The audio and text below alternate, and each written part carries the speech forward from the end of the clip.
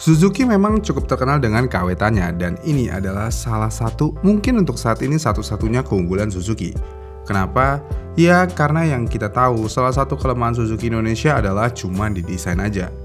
Namun walaupun cuma desain, tapi ini adalah faktor utama yang akan membuat suatu kendaraan bisa laku. Desain Suzuki bisa dibilang terlalu berani sejak zaman dulu, mulai dari motor yang ini sampai yang ini. Apaan nih? Niatnya sih mau revolusioner, tapi sayangnya nggak cocok sama pasar Indonesia. Ya kalau seperti zaman dulunya ada Satria 2 tak, Satria F, dan Suzuki GSX aja. Ya motor-motor yang laku ya itu aja. Nggak ada motor maticnya kan? Kenapa? Ya karena motor matic bukan mainan Suzuki banget sepertinya. Dari dulu sampai sekarang bisa dibilang matic Suzuki hampir selalu gagal. Bahkan saking gagalnya motor-motor matic Suzuki biasanya hanya memiliki umur beberapa tahun atau bulan aja. Maka dari itu di video ini kita akan membahas 5 motor matic Suzuki yang memiliki umur pendek.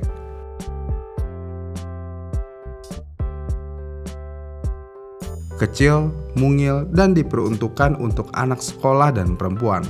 Ini adalah angan-angan Suzuki untuk menciptakan motor ini. Motor ini pertama kali diperkenalkan di Indonesia di tahun 2006 dan sebenarnya ini adalah motor tiruan dari Suzuki Step di Thailand. Suzuki terinspirasi mengeluarkan motor kecil ini seperti yang saya bilang sebelumnya demi kepraktisan, karena di Jepang sendiri motor matic itu harus kecil. Motor ini menggunakan mesin 4 tak SOHC yang berkapasitas 124 cc atau dibulatkan menjadi 125 cc yang diklaim mampu mengeluarkan tenaga di 9,5 PS di 7.500 rpm. Dan dalam sejarahnya Suzuki pernah mengeluarkan motor ini dalam 3 varian, yaitu Spin 125, Spin 125R, dan Spin 125 Night Rider.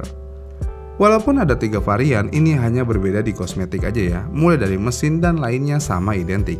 Namun sayangnya motor ini tidak bisa memenuhi harapan Suzuki dan harus tutup usia di tahun 2011 alias 5 tahun setelah peluncurannya. Pertanyaannya kenapa motor ini nggak laku? Sebenarnya kalau dari desain motor ini aman banget alias normal-normal aja dan malah tinggal di touch up dikit aja motor ini udah cukup oke. Tapi sekali lagi Suzuki ini terkenal di zaman itu sulit untuk mendapatkan spare partnya, yang berarti orang-orang jadi takut untuk membeli motor ini. Selain itu dalam masa jualnya modelnya cuman itu aja, nggak ada perubahan. Ada sih, paling minor banget, cuman beda stiker. Ya itulah Suzuki.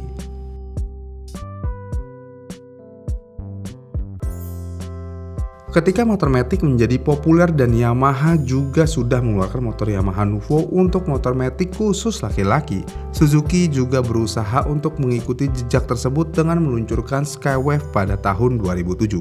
Sebenarnya kalau dari segi desain, motor ini memiliki tampilan yang bagus, bodi besar, kaki-kaki yang kokoh. Bahkan untuk desainnya sendiri, kalau kita lihat saat ini masih terlihat eye-catching alias masih terlihat modern dengan lekukan tajamnya. Kemudian motor ini juga menggunakan mesin 4 tak 124 cc SOHC, mirip Spin sih mesinnya. Namun selain itu, motor ini sudah memiliki keunggulan daripada kompetitor lainnya, misalnya box air filter yang gede banget, bagasi yang gede banget, dan speedometer yang sudah mumpuni. Tapi sayangnya dengan keunggulan-keunggulan tersebut, Suzuki Skywave harus tutup usia bebarengan dengan Suzuki Spin di tahun 2011, yang berarti hanya 4 tahun umurnya ini motor. Sangat mengenaskan sekali motor keren ini harus tutup usia. Pertanyaannya, kenapa motor ini bisa nggak laku? Ya tentu aja alasannya sama kayak Suzuki Spin, spare part susah, model itu aja, dan kurangnya promosi.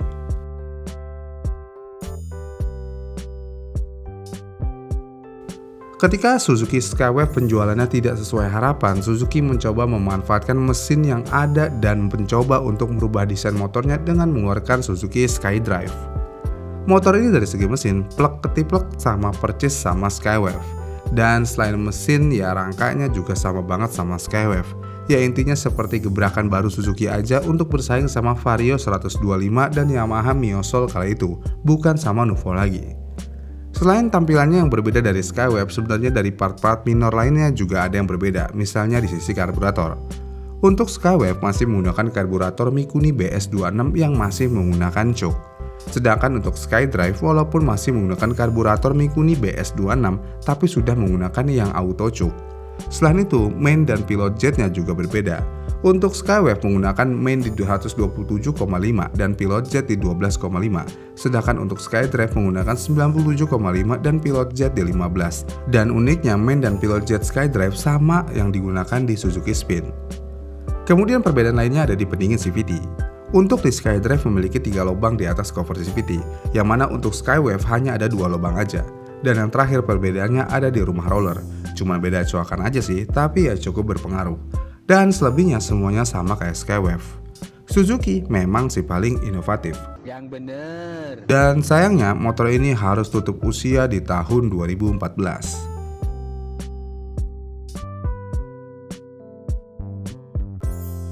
Setelah Skywave sudah tutup usia alias discontinue, Suzuki melahirkan motor yang mirip-mirip lagi dari Suzuki Skywave maupun SkyDrive, yang mana mesinnya sama, rangkanya sama, dan kaki-kakinya juga kebanyakan sama. Yang beda cuman desain aja. Paling yang menonjol dari Suzuki ini dari generasi sebelumnya ya cuman ada di kunci kontaknya aja, khususnya untuk membuka jok. Dan sayangnya inovasi Suzuki kali ini bisa dibilang gagal total, karena motor ini keluar pada tahun 2011 dan harus hilang dari pasaran pada tahun 2014, yang berarti cuma 2 tahun alias 24 bulan. Dan motor ini menandakan berakhirnya era motormatic gambot Suzuki bersamaan dengan SkyDrive. Cukup menyedihkan.